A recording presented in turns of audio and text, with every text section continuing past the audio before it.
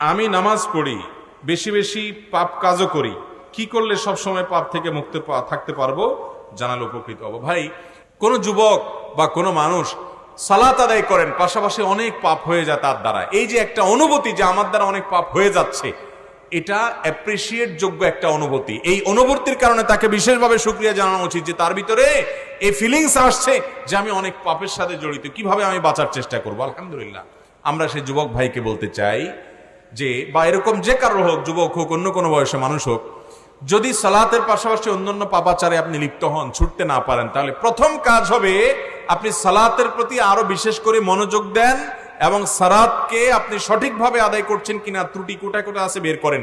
1 নম্বর, খুব ধীরে ধীরে সময় নিয়ে সালাত আদায় করেন, খুব সময় নিয়ে।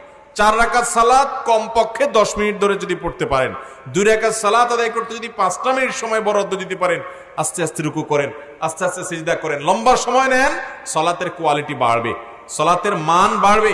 এরপরে মনোযোগের সাথে সালাত আদায় করবেন, মহব্বতের সাথে তাসবিহ পড়বেন রুকুতে সিজদাতে, এবং যা পড়বেন বুঝে পড়ার চেষ্টা করবেন, নিজের সাথে লড়াই করে হলেও মনোযোগ ধরে রাখার চেষ্টা করবেন। ইনশাআল্লাহ দেখবেন এই সালাত আপনাকে পাপাচার থেকে সরায় আনবে। কারণ আল্লাহ বলেছেন, ইন্নাস সালাতা তানহা আনিল ফাহশাই ওয়াল মুনকার, সালাত মানুষকে অন্যায়